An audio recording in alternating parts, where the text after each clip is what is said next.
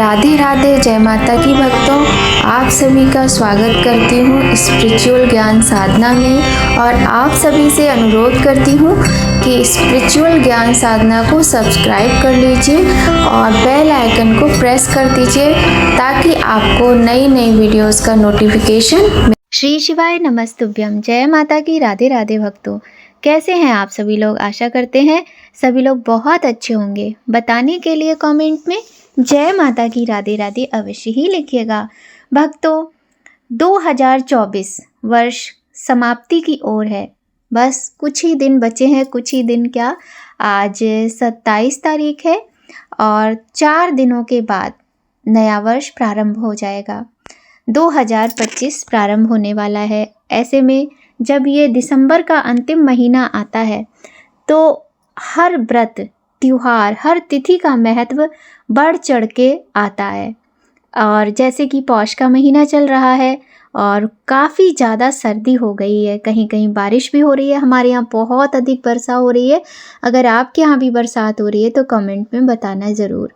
और इस महीने में ठंड काफ़ी ज़्यादा बढ़ जाती है, जो कि माघ मास के बीच तक रहती है, मध्य तक रहती है। उसके बाद धीरे धीरे करके जो सर्दी है वो कम होने लग जाती है। तो चलिए बात करते हैं। मुख्यतः आज जो टॉपिक है वो है प्रदोष व्रत के विषय में। वर्ष 2024 में पौष माह के कृष्ण पक्ष का प्रदोष व्रत कब रखा जाएगा, सबसे पहले ये जान लेते हैं। और हाँ, प्रदोष व्रत की बहुत ही सुंदर जानकारी आपको इस वीडियो में मिलेगी। साथ ही हम इसमें आपको रुद्राष्टकम का पाठ भी सुनाएंगे। तो वीडियो को बिना स्किप किए पूरा देखिएगा। आप सभी लोग जो प्यार और आशीर्वाद दे रहे हैं इस चैनल को, उसके लिए आप सभी का सच्चे हृदय से बहुत बहुत धन्यवाद और आभार। ऐसे ही अपना प्यार, आशीर्वाद और सपोर्ट बनाए रखिए। साल का आखिरी प्रदोष व्रत कब रखा जाएगा?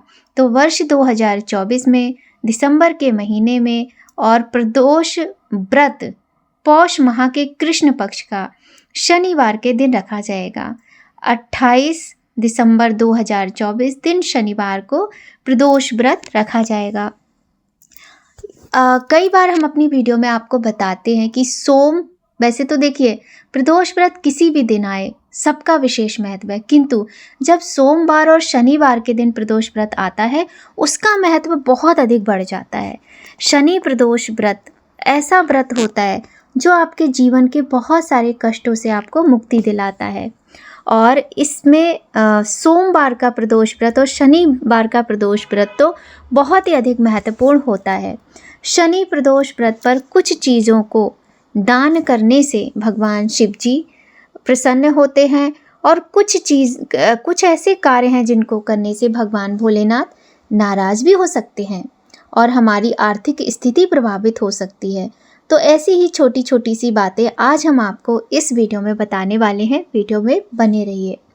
शनि प्रदोष व्रत, ये तो देखिए आपको पता ही चल गया कि वर्ष 2024 का जो अंतिम प्रदोष व्रत है वो शनि प्रदोष व्रत है, यानी कल है 28 तारीख को। शनि प्रदोष का व्रत भोलेनाथ को समर्पित है। सनातन धर्म में शनि प्रदोष व्रत का अत्यधिक धार्मिक महत्व है। इस शुभ दिन पर हम सभी जो भक्तगण हैं भोलेनाथ के, वो उपवास रखते हैं और सूर्योदय के बाद ही पारण करते हैं। शनि प्रदोष व्रत के कुछ नियम हैं। शनि प्रदोष पर कुछ चीज़ों को करने से भगवान भोलेनाथ नाराज होते हैं। तो चलिए जान लेते हैं कि हम क्या करें और क्या ना करें। सबसे पहले कुछ महत्वपूर्ण बात करनी है इस तिथि के विषय में, वो सुन लीजिए। पंचांग के अनुसार पौष महीने की कृष्ण पक्ष की त्रयोदशी तिथि 28 दिसंबर 2024 को 2:26 पर सुबह सवेरे, मतलब जो रात में 2 बजते हैं ना, यहाँ पर उनकी बात हो रही है, शुरू हो जाएगी, जो कि 29 दिसंबर 2024 को 3:32 पर समाप्त होगी। इस दिन प्रदोष पूजा का जो मुहूर्त है, ये चीज़ आपको बहुत ही विशेष नोट करनी चाहिए कि प्रदोष पूजा का जो शुभ मुहूर्त है वो 5:33 से लेकर शाम को 8:17 तक रहेगा। कुल अवधि है 2 घंटे 44 मिनट की। तो इस मुहूर्त में आपको पूजा करनी है। शनि प्रदोष व्रत में शिव परिवार की पूजा अर्चना करने का विधान है। इस दिन व्रत रखने से संतान सुख की मनोकामना पूर्ण होती है। इस दिन व्रत रखने से अखंड सौभाग्य की प्राप्ति होती है। इस दिन व्रत रखने से टूटे हुए रिश्ते जुड़ जाते हैं। इस दिन व्रत रखने से हमारी आर्थिक स्थिति बहुत अच्छी होती है। भगवान शिव को प्रसन्न करने के लिए शिवलिंग का जल अभिषेक व रुद्राभिषेक भी करना चाहिए। और भगवान शिव और माता पार्वती को समर्पित प्रदोष व्रत बहुत अधिक महत्वपूर्ण होने के साथ साथ बहुत ही फलदायी होता है। व्रत का नियम क्या है, कई बार बताते हैं। व्रत का नियम यही है कि इस व्रत में भी अनाज का प्रयोग नहीं करते हैं भोजन में, सबसे बड़ी बात। दूसरा, क्रोध नहीं करना चाहिए। ब्रह्मचर्य का पालन एक दिन पहले से ही करना चाहिए। प्याज, लहसुन, मांस, मदिरा का प्रयोग नहीं करना चाहिए। जीव हत्या, किसी भी तरीके का छोटा भी पाप नहीं करना चाहिए। बड़ों का सम्मान करें, छोटों से प्रेम करें, गाली गलौच ना करें और निंदा ना करें, किसी की बुराई ना करें, किसी भी तरह से क्रोध ना करें, ऐसा प्रयत्न करें। घर परिवार में थोड़ा बहुत होता है, लेकिन एक दिन की बात है, आप कर सकते हैं। अगर आपने अभी तक सारे व्रत करके देख लिए और आपको कोई फल नहीं मिला, तो आप मेरे कहने से पूरे भक्ति भाव, श्रद्धा और विश्वास के साथ प्रदोष व्रत करके देखिए। आपकी जो भी मनोकामना है पूर्ण होगी। बस इतना है कि उस आपकी जो इच्छा है उसको पूर्ण होने से किसी दूसरे को तकलीफ ना हो, कष्ट ना हो।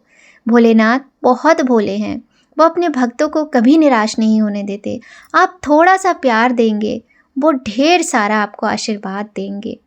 और बहुत ही सरल पूजा होती है भोलेनाथ की, बहुत ही सरल विधि से व्रत किया जाता है प्रदोष का।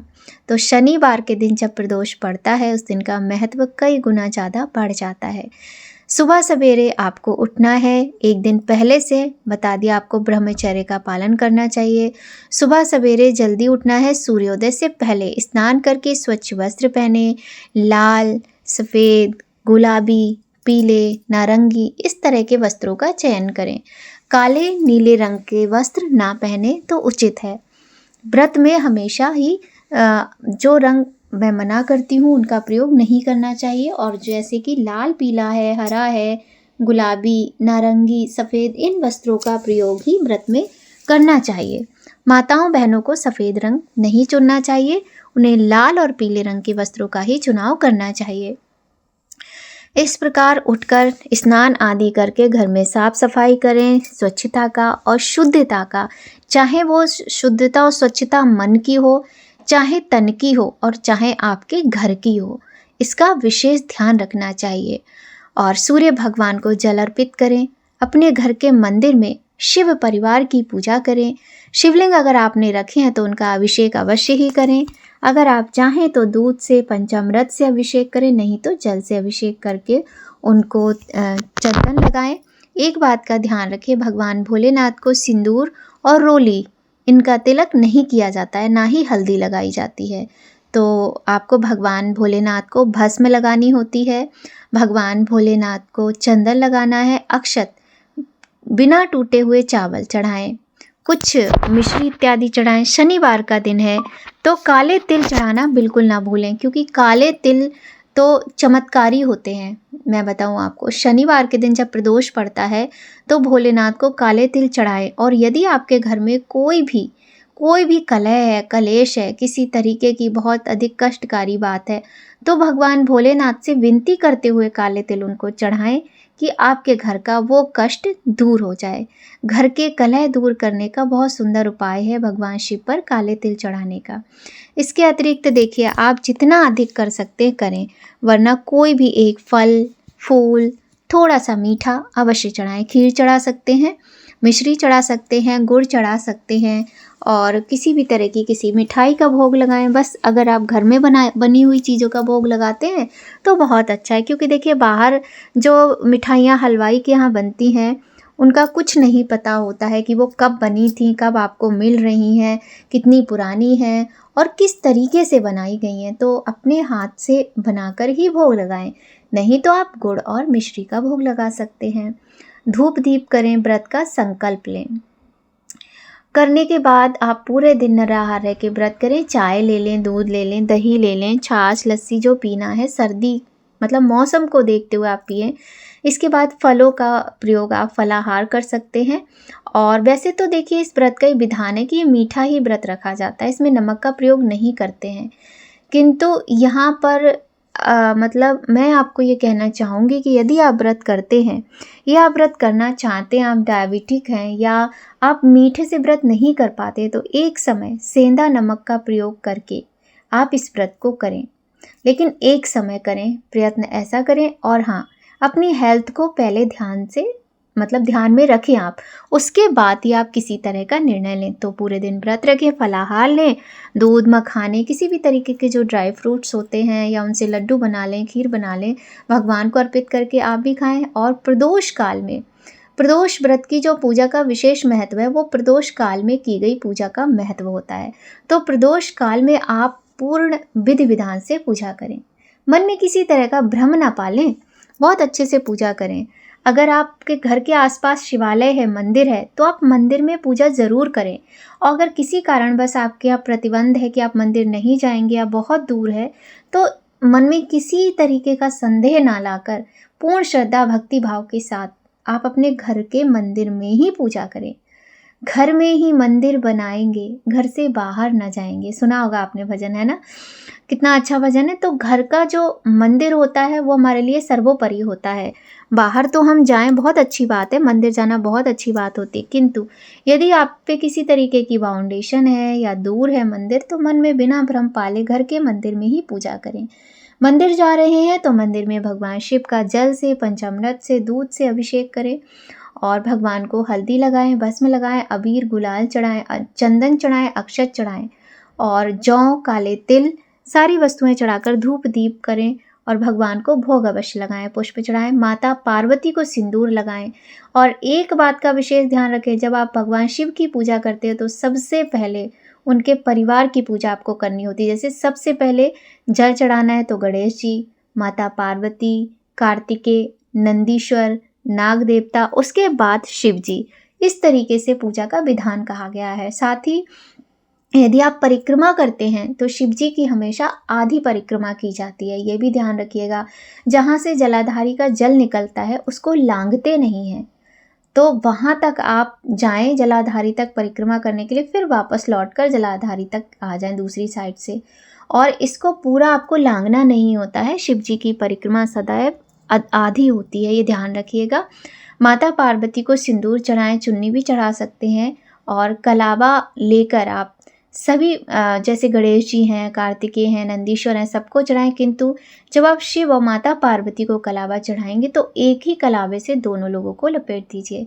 किसी दिन हो सकेगा तो मैं मंदिर में पूजा करके वीडियो भी आपके साथ शेयर करूंगी। वैसे तो आपको पता ही होगा किस तरीके से मैं बता रही हूँ, बहुत अच्छा रहता है, बहुत अच्छे रिजल्ट आते हैं इसके। तो इस तरीके से पूजा करें और व्रत की कथा पढ़ना सुनना बिल्कुल ना भूलें। अगर आपके पास व्रत की कथा की किताब नहीं है, पुस्तक नहीं है, तो आप गूगल पे पढ़ सकते हैं, वो भी नहीं है तो आप हमारे चैनल पर सुन सकते हैं। हम आपको प्रदोष व्रत की कथा सुनाएंगे।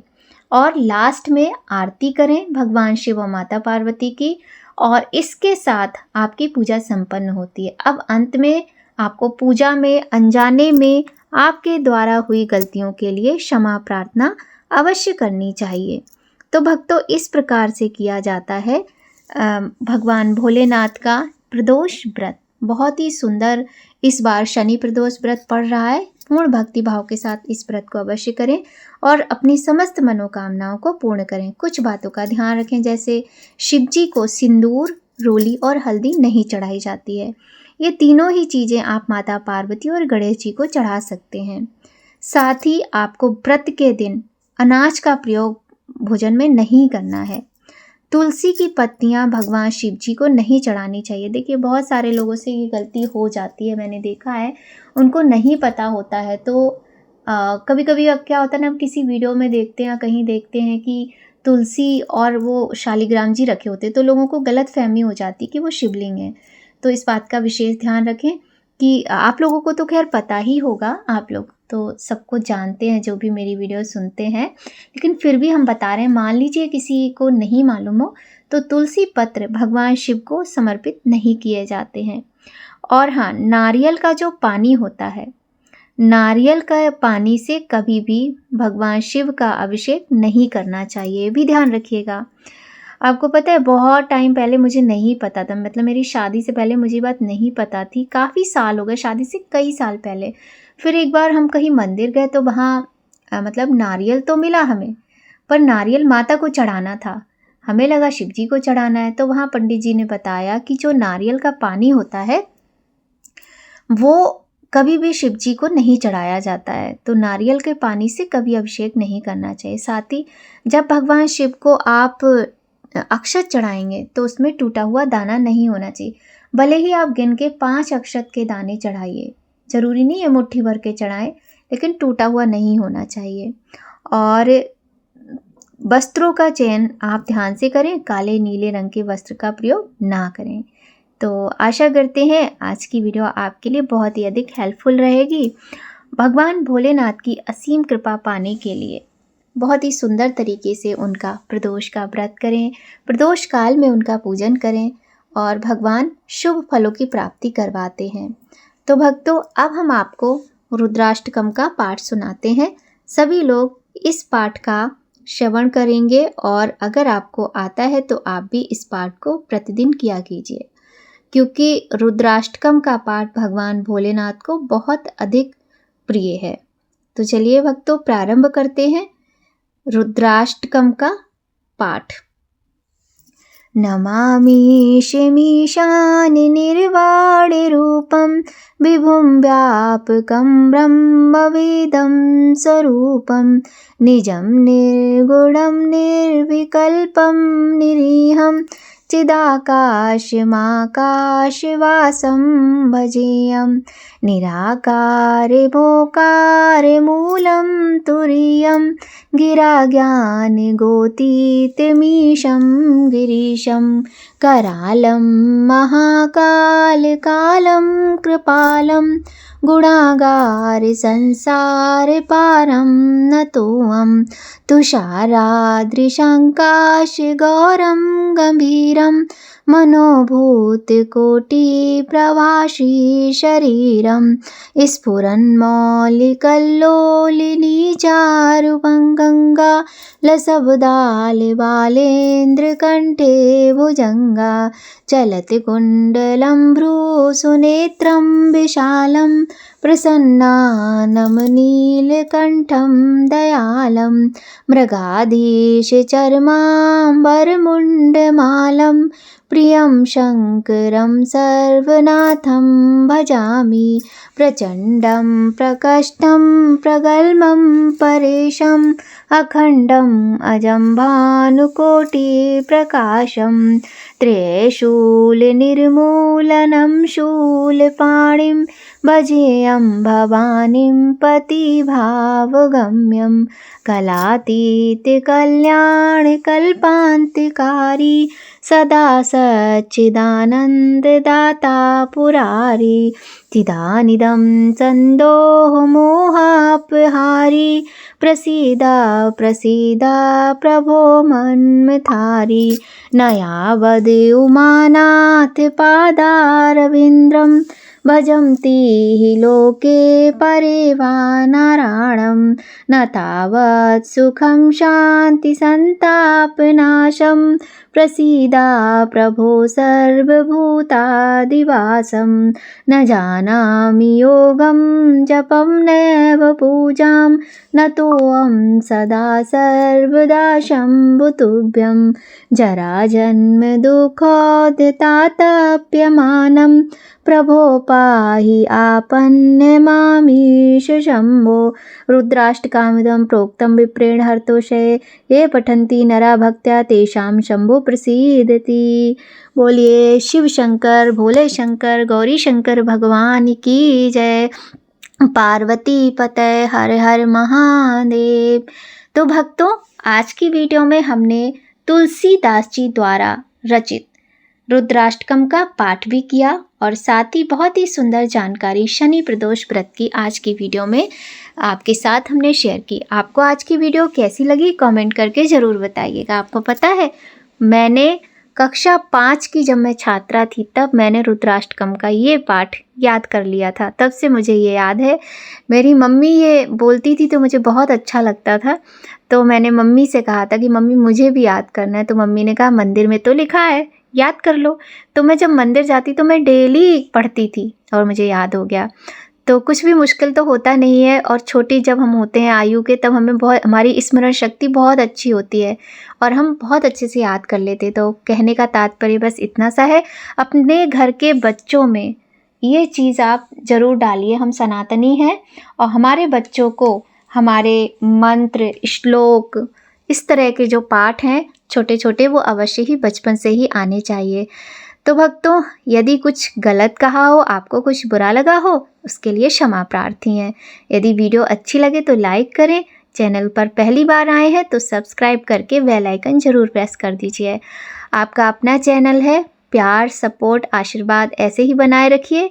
जय माता की भक्तों, राधे राधे।